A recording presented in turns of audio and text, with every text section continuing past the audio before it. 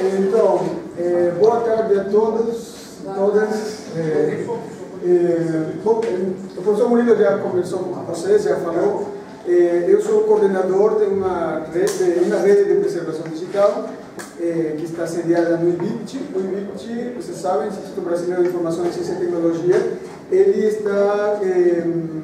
criou, vamos ver a história, uma rede especificamente para oferecer serviços de preservação digital às instituições brasileiras. O objetivo então dessa apresentação, da minha fala, vai ser mostrar para vocês um modelo apenas, existem vários, né? Mas é um modelo de gestão de serviços de preservação digital. Ou seja, é uma rede que está oferecendo serviços e que ao mesmo tempo está preservando acervos da própria rede. Sim?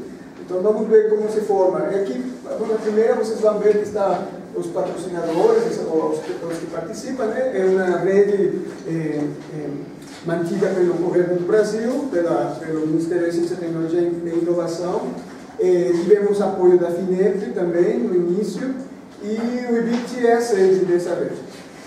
Bom, então, nós já vimos também nessas aulas a parte dos conceitos sobre preservação digital, né?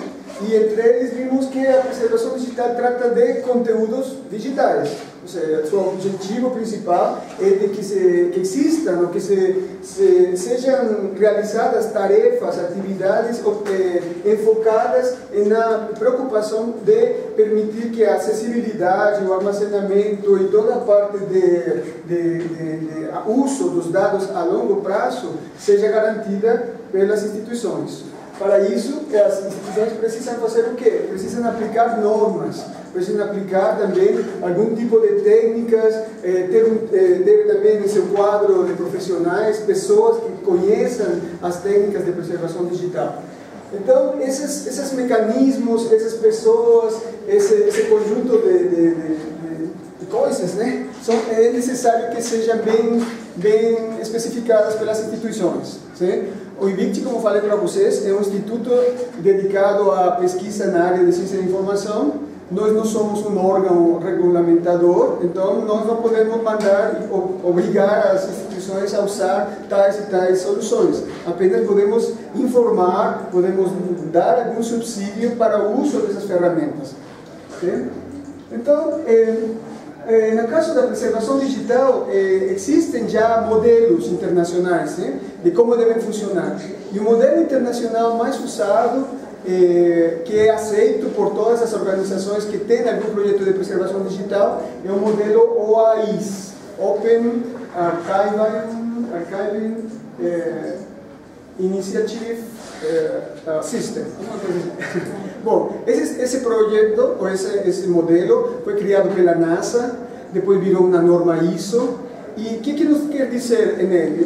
Nos dá a entender o seguinte, que para que exista um sistema de preservação, ou que um repositório, ou uma base de dados na biblioteca seja realmente de preservação digital, ela tem que ter bem especificada as partes mais importantes do sistema.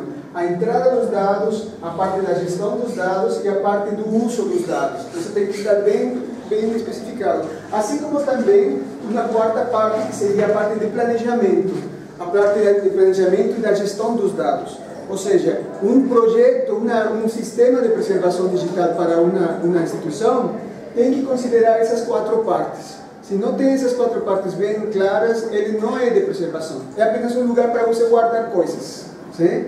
Então, não podemos considerar que um sistema de informação é seguro se ele não segue essas quatro partes do modelo de preservação digital. Então, o modelo de preservação digital, ele tem como todos os sistemas, né, uma realidade. As instituições têm demandas, as instituições têm algumas características especiais. Aqui vemos um quadro, mais ou menos, do que seria na universidade, por exemplo. Sim? Os pesquisadores precisam de um lugar seguro onde guardar seus dados de pesquisa. A instituição tem que garantir que existe esse local, que existe um grupo, um conjunto de pessoas que estão fazendo esse tipo de gestão, seguindo alguma política e também tendo em conta a modernização dos equipamentos, toda aquela parte da migração. Muitas pessoas acham que a preservação digital é só migrar. E não, migrar é apenas uma parte pequena da preservação digital. Sim? Outra parte muito importante da preservação digital são os custos. Sim? A parte de quanto custa aplicar a preservação digital aos conteúdos digitais de uma instituição. Vocês têm ideia mais ou menos quanto seria? Bom, já existem estudos sobre isso, existem vários grupos de pesquisa que já trabalharam sobre isso, e a conclusão é que chegaram de que realmente o uso ou o gasto maior na preservação digital está na entrada dos dados, na preparação dos dados que você vai guardar. Se você não tem bem normalizado os dados na hora de colocar em um sistema de informação, você não vai ter uma garantia de recuperação ou de guarda segura dos dados. Por isso que a maior parte dos gastos, os custos da preservação estão na entrada dos dados. Sim? Custa mais entrar os dados do que manter eles no Sim, porque no momento que você vai fazer a arquitetura do sistema, né, você vai detectar realmente quais vão ser os gastos, né, com pessoal, equipamento, técnica de migração.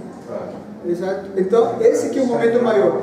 E nesse momento também você já vai de certa forma pensar na parte do acesso e na parte de preservação mesmo. Então, basicamente, essa entrada dos dados que custa mais. Sim? Bom, então, no caso que eu queria mostrar para vocês, é um modelo de preservação digital distribuída. Sim? Existe a centralizada e existe a distribuída. A centralizada é simplesmente um serviço que algumas instituições, basicamente no exterior, estão fazendo. Não sei se vocês já ouviram falar de Pórtico ou Gestor, por exemplo. Eles fazem preservação digital, mas centralizada. Ou seja, eles guardam todo em um único local ou em um único país, né, todo guardado. Aqui nós vamos falar de um modelo de preservação distribuída, que consta de quê? Consta de especialistas, conhecedores de sistemas de produção de dados autênticos, seja, são arquivistas, bibliotecários, são técnicos de informática, especialistas na área de informação, né, muitos deles, mas que estão seguindo um conceito geral de preservação, que é o seguinte, vocês têm que ter várias instituições que guardem uma cópia dos dados que estão sendo guardados, uma cópia, ou seja, várias cópias em vários lugares, vai fazer que a coisa esteja mais segura. Mas não é só guardar, porque como eu falei para vocês, apenas guardar, apenas armazenar não garante a preservação. Então, esse sistema que nós estamos usando nos dá essa certeza de que os dados que estão em cada um dos locais é o mesmo em todas elas, porque tem uma forma de validação dos dados. Sim? Então, a rede cariniana, então, como eu falei no início, é uma iniciativa do Instituto Brasileiro de Informação, Ciência e Tecnologia. A missão geral seria salvaguardar todos os registros, né, de científicos, de patrimônio cultural também no Brasil, e fazer parcerias, ou seja, é uma rede colaborativa. A gente não está guardando todos só em um único local, sim? Precisa de outros parceiros para fazer essa rede. E ele oferece também alternativas de preservação. Ou seja, não é apenas um software, são várias outras técnicas que estamos distribuindo, que estamos disseminando no Brasil para que sejam usadas pelas instituições. Ou seja, são vários níveis ou várias formas de usar a rede cariniana. Bom, a cariniana, não sei se vocês já sabem, né, significa, é um nome científico da árvore Jequitibá roxo, né, que é a árvore, uma das árvores mais altas do Brasil, uma das árvores mais antigas do Brasil também. Uma das mais antigas tem 500 anos, é mais antiga que a fundação do Brasil, né? Então a gente escolheu esse símbolo para a rede e em 2010, 2012, né, a gente começou a fazer os testes. Para isso convidamos as 5 instituições brasileiras, 5 universidades, que elas decidiram participar nessa fase inicial, que era testar uma ferramenta de preservação distribuída, que é o Logs. Eles fizeram o que? Eles adotaram o Logs, instalaram o Logs e fizeram um teste de periódicos, com os periódicos do CER. esse primeiro passo nos ajudou a formalizar o que seria uma rede no Brasil, a primeira no Brasil e na América Latina também.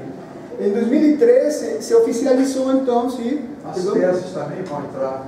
Perdão? As teses, dissertações? Sim, também vão entrar. Sim. Esse seria nosso primeiro teste, né? Os periódicos eletrônicos no Brasil, que usam a ferramenta Logs, como estariam dentro de uma rede distribuída. E isso nos ajudou a entender como funcionava realmente. Ou seja, não foi por acaso, digamos assim, era porque no Brasil já se usa muito o sistema SER, né?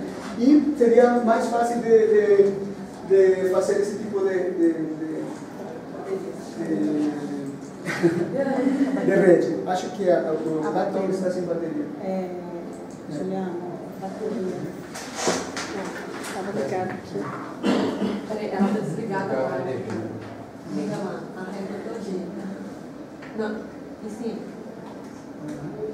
Será que É porque tinha desligado o cara.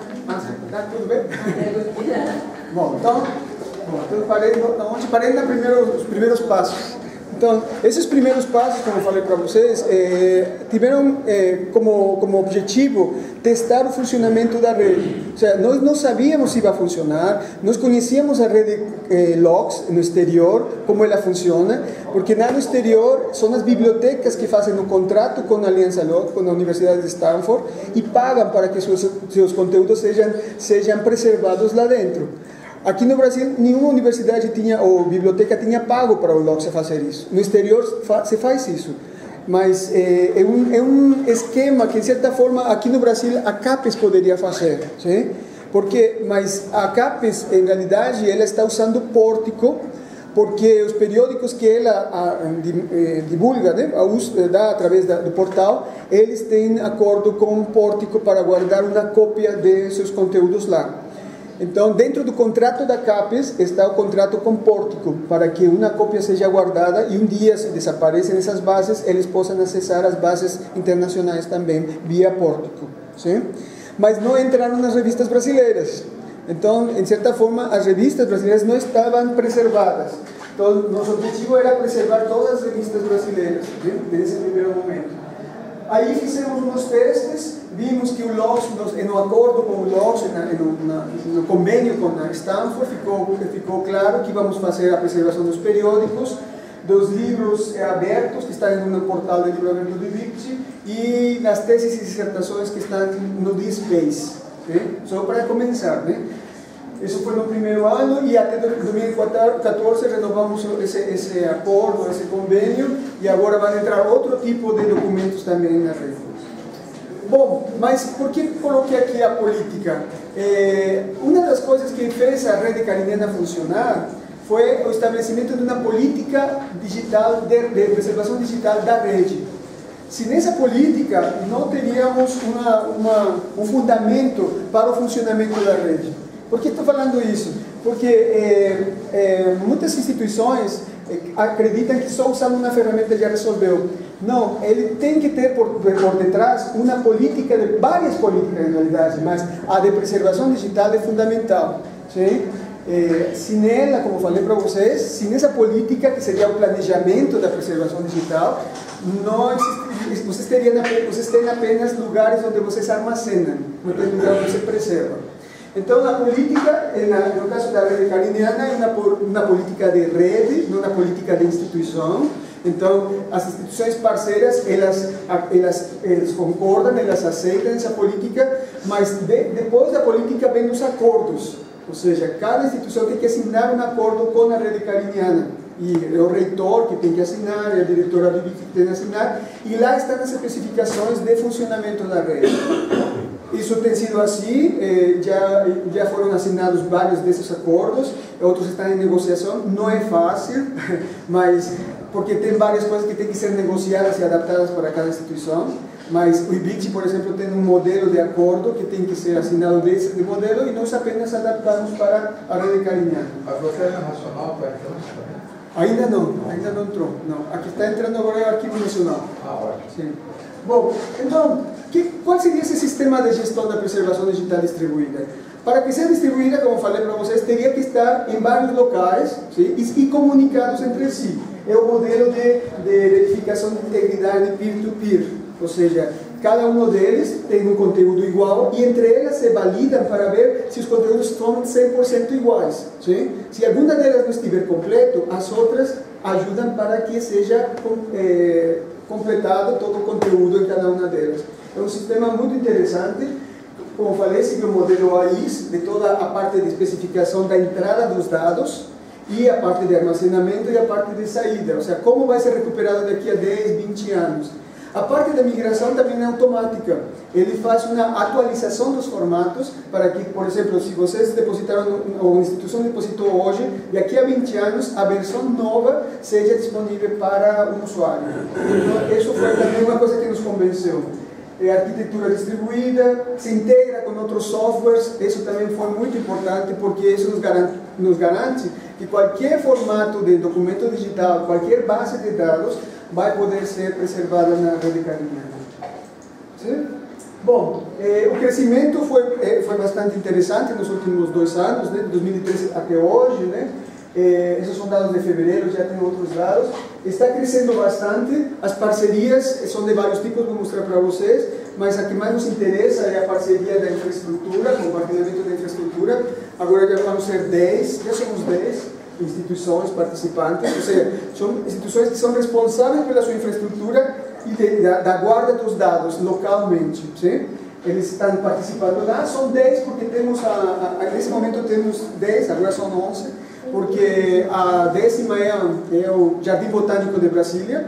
Eles são parceiros que não são integrais, são parceiros institucionais, ou integrais, mas institucionais, e eles têm um projeto de preservação digital. Bom, mas o que queremos mostrar aqui também nessa apresentação é de que o sistema funciona, ele tem uma forma de uso do sistema muito econômico. Vocês veem aqui, estamos preservando em fevereiro 603 periódicos de forma completa e está usando apenas 157 gigabytes. Só isso. Sim? Ou seja, tem bastante espaço. No acordo, nós pedimos para os parceiros eles disponibilizarem no mínimo 2 terabytes para guardar. Mas isso é para pensar no crescimento que se espera que seja de 17% anual. Vale entrar os livros, agora já estamos fazendo o teste com os livros. E uma outra parte também interessante, bom, além dos cursos que a gente está dando, são na parte da parte colaborativa. Temos uma rede colaborativa de preservação digital, que são pesquisadores, estudantes que participam. Sim? Então, para onde vamos, quem somos, né? É uma pergunta que todo mundo se faz todo o tempo, né? Porque o que éramos ontem, nós somos o que somos hoje. Então, hoje, a Rede Cariniana, quem somos na Rede Cariniana? Somos um resultado de parcerias, né? Essas parcerias estão no país, em vários estados da República do país, né? E eles são instituições de ensino superior, a maioria delas. Estamos negociando com essa parte também para que entre na rede. E algo que eu queria mencionar também é de que não tem um número máximo para entrar na rede como parceiros integrais. O que se espera de uma rede de preservação digital é de que seja no mínimo 6 e no máximo umas 18, no máximo. Porque, como eu falei para vocês, é uma rede que vai se validando entre si, então é um movimento lento. Então, imaginem, cada vez que aumenta mais parceiros, vai sendo mais lenta a forma de completar, digamos assim, o ciclo de cada uma delas, né? Bom, então os que trabalhamos somos pessoas de todas essas instituições, né? A UNB está dentro também. Cada uma das instituições, segundo o acordo, deixa como responsável a um bibliotecário, a um arquivista e a um técnico de informática, responsável pela caixa LOGS, pela instalação do LOGS, né? Eles também participam das reuniões, a gente tem encontros semestrais da Rede Cariniana e a gente discute todo o que seriam os serviços, os produtos que a gente está disponibilizando na rede. Como falei para vocês, os parceiros integrais, eles podem entrar, mas só depois de assinarem acordos oficiais e de se comprometer a cumprir a política de preservação digital. Agora que vou mostrar para vocês as diferentes subredes, porque somos uma rede, mas está composta por várias subredes, vocês vão ver a importância também das políticas e dos acordos. A gente tem trazido ao Brasil especialistas de preservação digital e eles nos têm garantido isso também, que temos que ter uma política bem clara da rede, mas temos também que ajudar os parceiros a que criem suas próprias políticas. Miguel, fala um pouquinho dos custos financeiros. Os custos financeiros para as universidades, por exemplo. Sim. Bom, em primeiro lugar, esse seria em forma geral, né? Como é uma rede que está usando, nesse momento, apenas um sistema grande para a criação da rede distribuída, né? O que se conseguiu foi de que o projeto, no início, tivesse um subsídio de um fundo, de um outro projeto do IBIT, que era grande, que era a Biblioteca Digital Brasileira, e aí entramos como uma das partes desse projeto, da FINEP.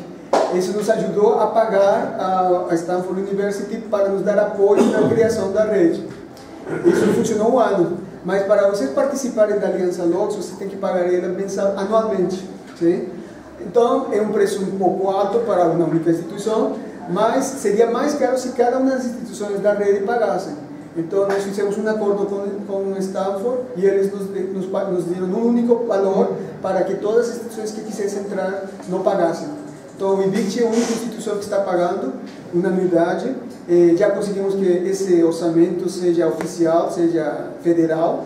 Então, cada ano o Ministério vai pagar essa permanência da Cariniana dentro da Aliança Logos.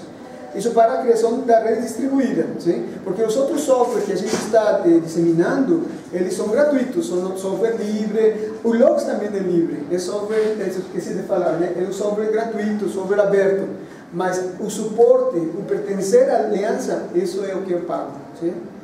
Perdão? Miguel, a rede cariniana, ela está interligada com redes internacionais. Também. Até esse projeto, pelo que eu sei, aprendi lá no teu curso, começou na Universidade de Stanford. Sim.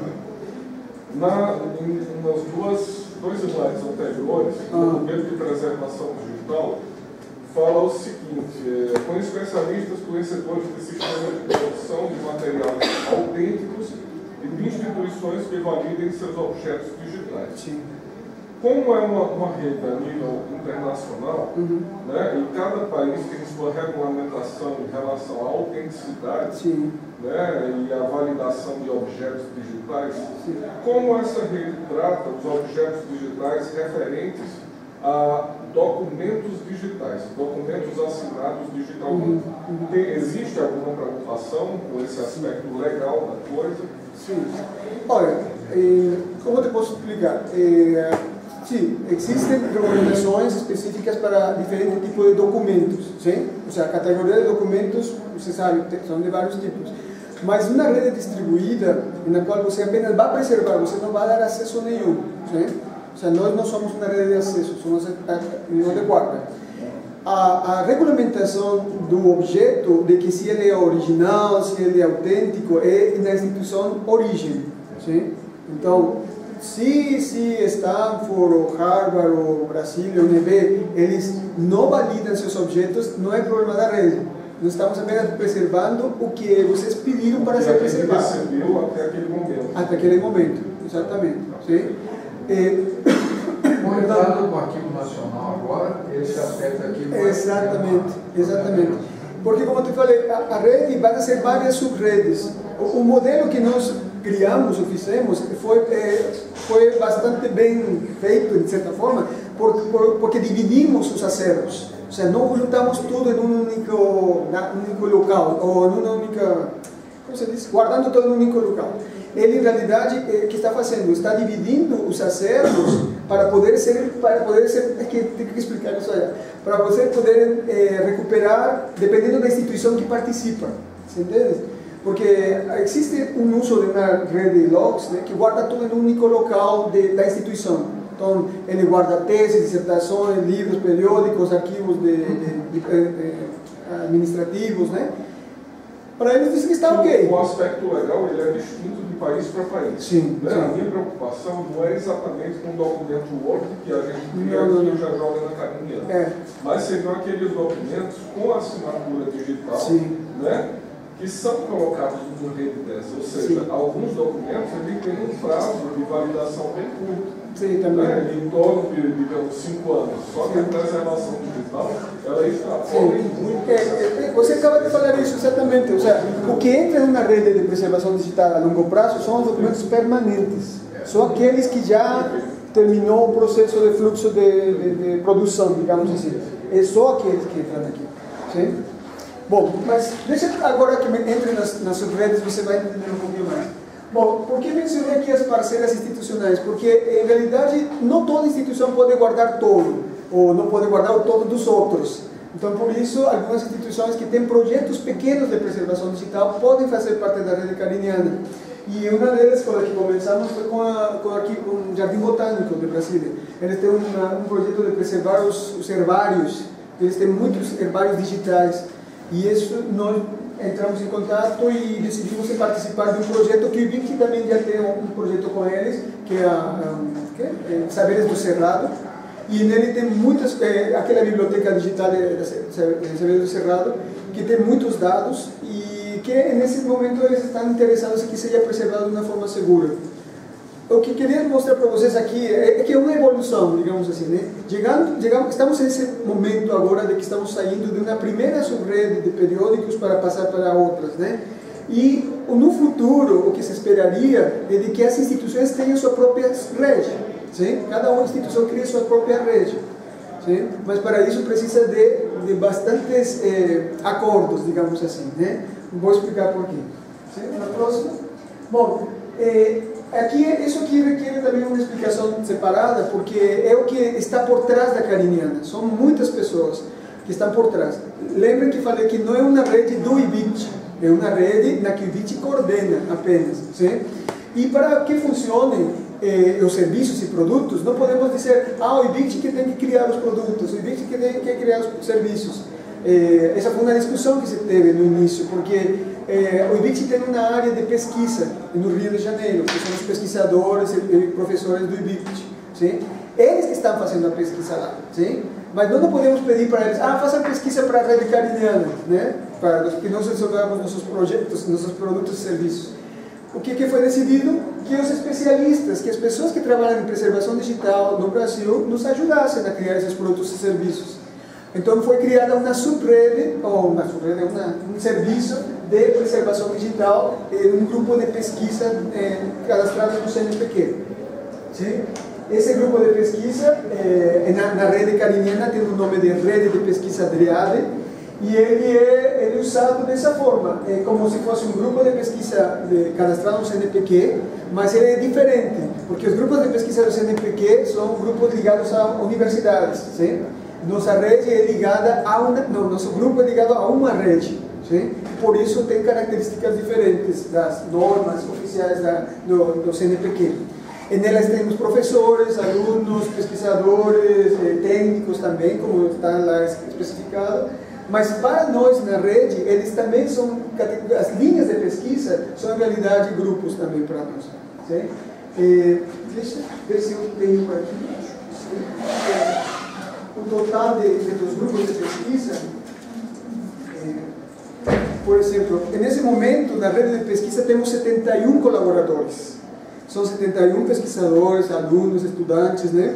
Temos 10 linhas de pesquisa e dessas pessoas, elas estão cadastradas aqui na rede cariniana, tem aqui a rede DREADE, e temos os fóruns, onde estão os fóruns de cada grupo de pesquisa.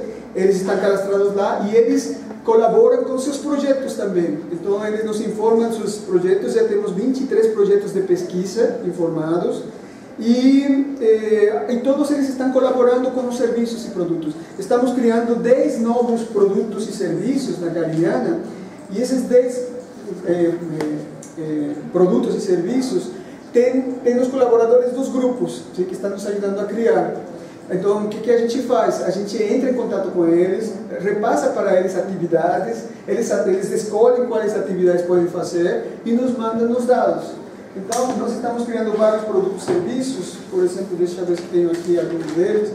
Temos um serviço que vai ser o que já está aqui, o de preservação de periódicos eletrônicos. Temos outro que é para ajudar a elaborar políticas de preservação digital e auditorias de preservação digital.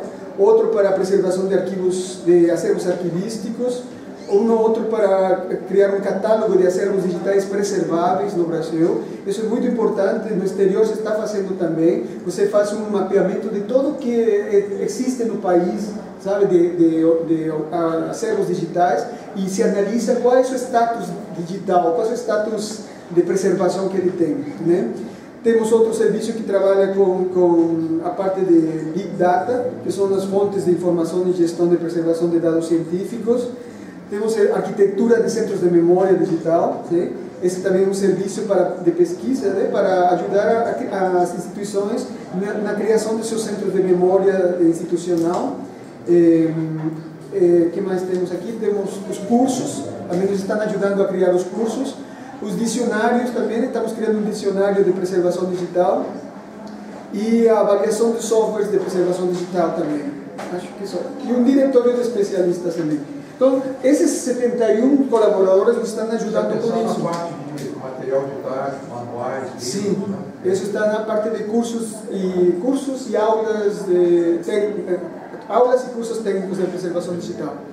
Bom, então, o que produzimos esses anos, em realidade, tinha a ver com o projeto inicial, mas ele está crescendo devido a esse apoio dessas instituições, desses parceiros, né? Já tivemos um primeiro seminário internacional de preservação digital.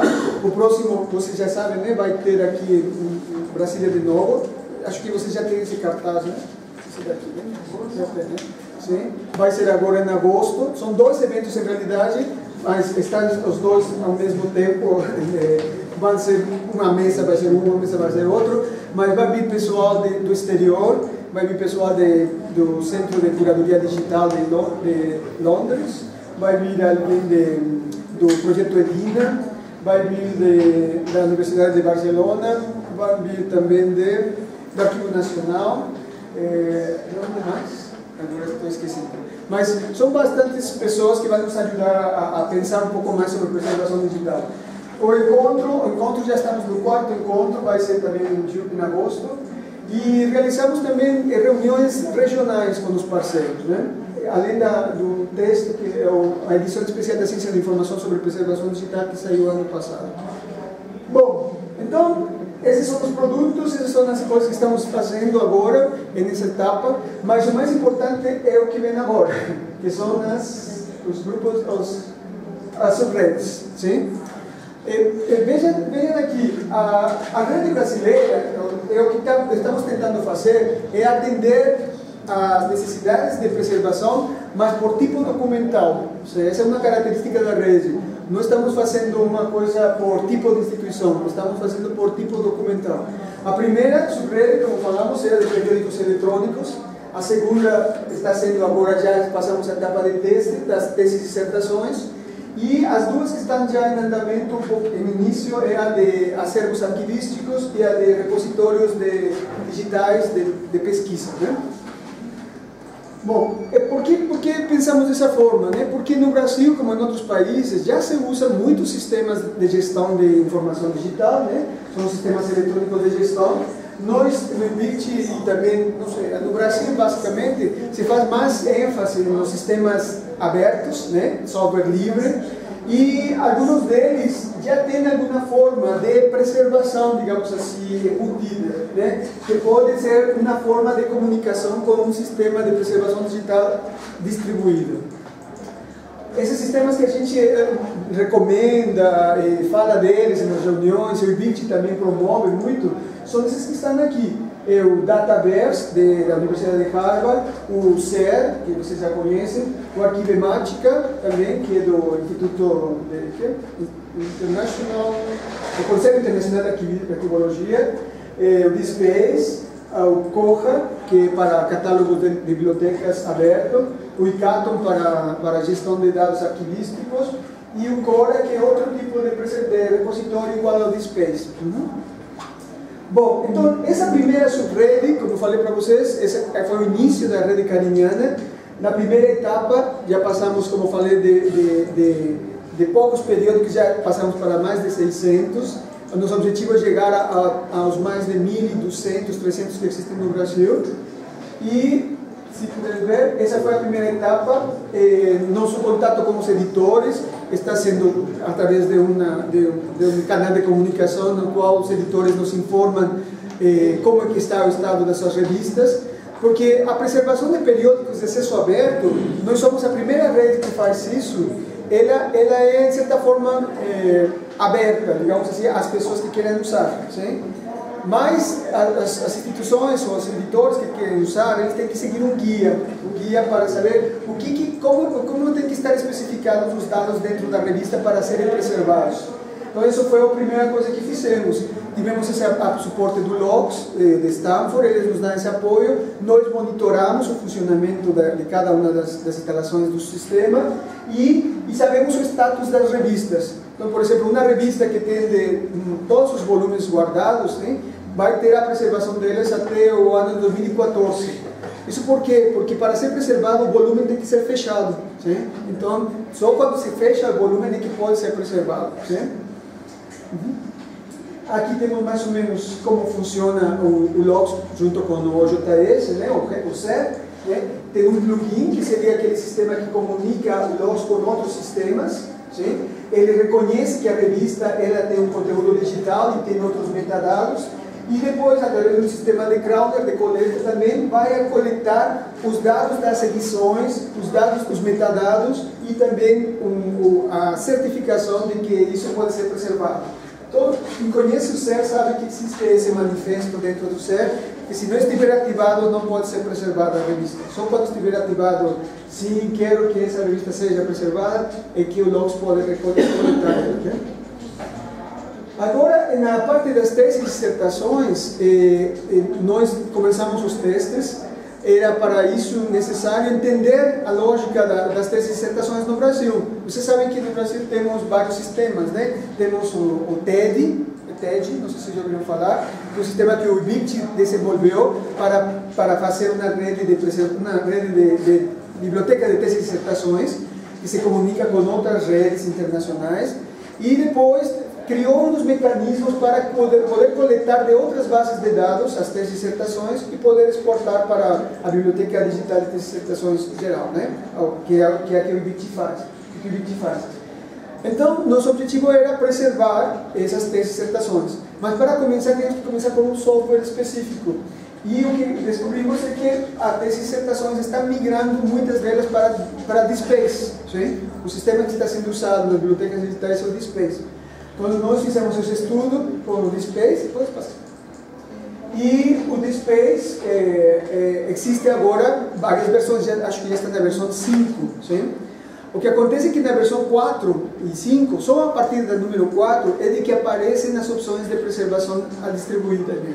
Então, por isso que quando agora que estamos fazendo a política dessa subrede, a gente está recomendando que seja o DSpace 4, no mínimo, para poder ser preservado.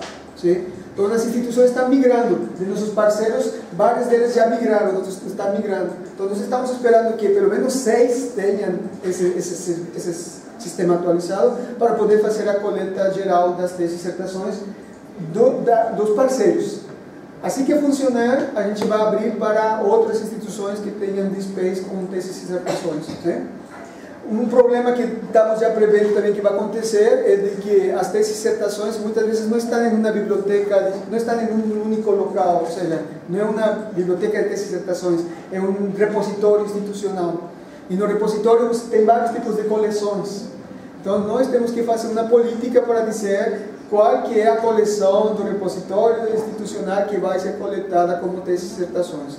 O teste funcionou, fizemos isso com as teses de Rio Grande do Norte e se podem coletar, não tem nenhum problema. Mas falta a política. Sim? Sem a política não se pode andar. Aí, mais uma vez, comprovamos isso. Então, enquanto se está resolvendo essa parte das versões, a gente resolve a parte das políticas também. O TED foi descontinuado em termos de suporte, manutenção? Em termos de atualização, sim, não existe atualização do TED. Exatamente. Então o IBIT já faz isso. Ele já, as instituições que tenham interesse de migrar para o DSpace, ele ajuda na migração. Sim? Então o DSpace, como eu falei para vocês, ele já tem uma característica voltada para a preservação, no momento em que ele guarda a informação básica do documento eletrônico, que são os bitstreams. Sim? Ele vai guardar a identidade do objeto digital guardado. Então, quando existe uma migração em outra coisa, o bitstream original sempre vai ser recuperado através do DSpace. Isso foi muito bom, mas é apenas um mecanismo de preservação, não é um sistema de preservação. Sim? Então, a gente já desde o início pensava nisso, nossos primeiros dois grupos eram as teses e os periódicos, mas aí, já agora que fizemos o teste, estão entrando agora os livros eletrônicos que estão no DSpace do IBIT e as teses e dissertações que estão no DSpace. Sim? Aqui vem então agora a outra subrede, que está começando também agora nesse primeiro semestre de 2015, que são os repositórios digitais confiáveis, ou repositórios digitais de dados científicos. Ou seja, não é apenas um repositório institucional, ou um repositório, uma biblioteca digital específica de um tipo de documento. Aqui estamos falando de documentos de pesquisa, de projetos de pesquisa. Ou seja, onde pode ser guardado relatórios, fotografias, vídeo, todo relacionado a um único projeto. Então, esses repositórios já existem no exterior. No Brasil estão começando agora, mas a gente já quer preparar esse espaço só para as instituições que têm repositórios de dados científicos. Sim? Como funciona? Um sistema que se está usando no exterior e que nós estamos dando menção é o Dataverse de Harvard University. Por quê? Porque ele é aberto, ele é software livre e ele já está usado por Harvard University, que é uma parceira do LOX, e que ele faz todo o que o repositório faz, mas ele é voltado para dados de pesquisa. Então, uma instituição como Harvard, ele guarda mais de 800 dataverses, ou seja, 800 conjuntos de projetos de pesquisa que ele está guardando lá. E vejam que por trás temos uma estrutura mais ou menos assim. Uma instituição cria uma rede de dataverses e ele institui, você coloca na instituição aberto a que se criem dataverses por projeto, por departamento, como estiver dividida a instituição. E dentro dele estariam os projetos. E dentro de cada um desses projetos estariam todo tipo de documento que pode entrar, assim, desde a parte catalográfica, que é muito interessante, e isso interessou muito aos arquivistas, porque tem um grau de descrição muito bom.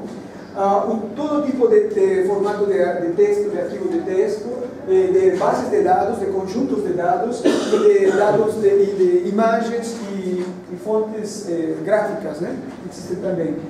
Outra coisa também que ajuda muito e que está sendo muito reconhecida é essa parte de integração de outros repositórios com os dataverses através do protocolo OAI. Então, qualquer repositório ou outro database pode ser migrado para um database de outra instituição. Sim? Sim. Bom, e aí agora viria a surpresa de acessos arquivísticos. Esse também já começou no Brasil. Sim, sobre Dataverse, antes de terminar, de passar a outra, era de que o Dataverse já está sendo usado no Brasil. A UNB está instalando o seu Dataverse. Vai começar com o Instituto de Tecnologia ou de Engenharia, que tem um projeto de energia solar, e vai começar a usar, mas vai ser um Dataverse da UNB. Isso vai ser muito interessante. No IBIT já instalamos também, a Federal do Rio Grande do Sul, não me lembro qual, o Rio Grande do Sul já instalou também, e uma tendência vai ser isso para poder preservar os dados das pesquisas. Né? Agora, no caso dos acervos arquivísticos, como falei para vocês, também precisávamos de sistemas de gestão local que tivessem toda essa característica de preparar o material para poder entrar em um sistema de preservação digital confiável. Então, no Brasil existem dois. Sim? Existe o ICATON, esse seria o primeiro, que em realidade o que ele faz? Ele cria centros de memória, ele guarda, ele faz a gestão dos documentos históricos, dos documentos mais importantes de uma instituição. Sim? No Brasil já está sendo usado por muitas instituições, a parte dos arquivos está usando isso, o Arquivo Nacional reconhece já o ICATO, porque ele, em realidade, foi instituído pelo Conselho Internacional de Arquivos, né? Agora ele está na versão 4 também, que é o Atom, já não é mais ICA, é só Atom. E ele está sendo muito usado para acervos de fotografias também. Ou seja, se vocês querem fazer uma coisa de memória de fotografias da instituição, esse é o mais usado no Brasil e no exterior agora. Sim? É muito interessante a forma como ele está sendo usado. Mas também guarda os documentos oficiais das instituições. Sim?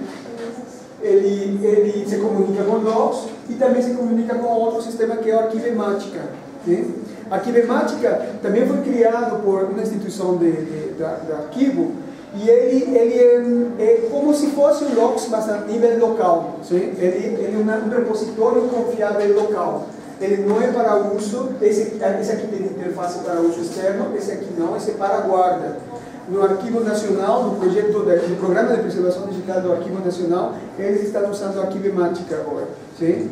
E ele é muito interessante também, tem toda essa parte de definição dos dados de entrada, dos dados de saída, se comunica com outros sistemas. O que vai ser feito no Arquivo Nacional é de que qualquer sistema de gestão de arquivística do Brasil, ele vai entrar na Arquivemática para ser guardado de forma segura, lá no Arquivo Nacional. Sim? No IBIT, a gente também fez o teste com o ICATO, já fizemos, estamos ainda na primeira etapa, que é a parte de estruturar esse serviço de preservação digital, de acervos arquivísticos, mas vendo em que instituições tem o ICATO, que outras instituições tem. Ou seja, estamos fazendo na comunidade, repassando uma metodologia, a solução tecnológica é muito simples, o ICATO não é difícil para ser instaurado e usado, ele tem padrões arquivísticos de todo tipo do Brasil, por isso está sendo muito aceito pelos arquivistas. Ele reconhece padrões arquivísticos de descrição nacionais, como o NOBRAD, e internacionais de vários países. Então, para criar esse serviço, nós estamos nessa fase também, que é a fase de reconhecimento das características dos acervos, dos arquivos. No caso nosso, seria do IBIT, né? A gente está fazendo toda essa parte de descrição dos equipamentos, da sugestão de quais seriam as técnicas, a política de digitalização a ser usada, a instalação do sistema, já existem manuais sobre isso, e como seria essa integração com o logs. Aqui é apenas uma imagem de como seria essa estrutura para a instalação do logs, né, ou quais são os requisitos para ser usado. E a parte de configuração é muito simples, muito fácil de ser usada, né? Se recomenda que seja usada institucionalmente, dividida assim, como se fala, por fundos, né? Os fundos seriam as partes integrantes da instituição. As fotografias não, as fotografias são coleções, sim? Porque uma fotografia pode ter a ver com uma ou vários departamentos ou vários projetos, então as fotografias devem ser uma coleção. Sim? Isso é muito interessante. Nós já fizemos isso no IBIT, com a memória técnica do IBIT, e estamos agora já na fase de integração de todos os acervos do IBIT. Pode passar? A parte da metodologia de digitalização também é muito, muito importante fazer. E aqui temos a interface dos dados do acervo. A visualização também é muito interessante. Pode ser feita através de JPG ou qualquer outra imagem, mas internamente você pode salvar em outros formatos, como seria o TIFF, né? O TIFF é a versão o formato mais aceito para imagens, né? E que tem vários tipos de TIFF. Então vocês têm que estudar qual TIFF é que mais se adequa a seu acervo, né? Aqui temos uma coisa que nos disseram os especialistas de que, por exemplo, um documento você não tira foto de cada página, você cria um PDF de todo o documento e pode guardar, ocupa menos espaço. Aqui está nosso ICATO do IBIT. E acho que aqui vendo a Arquivemática, como eu falei para vocês, essa comunicação com ele foi o que nos garantiu bastante o funcionamento da rede.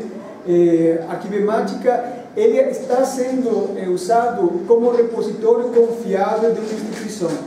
Então, se vocês querem guardar todos os acervos de vários sistemas, vocês podem guardar localmente em uma arquivemática, porque ele já é um sistema que pode ser auditado.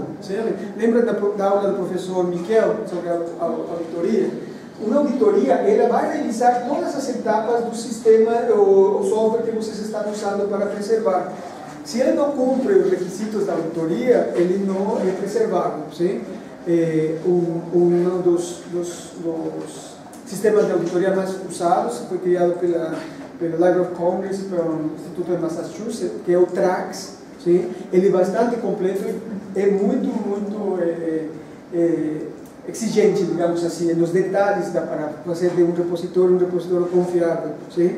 Então, já usar uma arquivemática, usar um logs, já garante algum tipo de cumprimento dessas normas, dessas necessidades que ele respeita.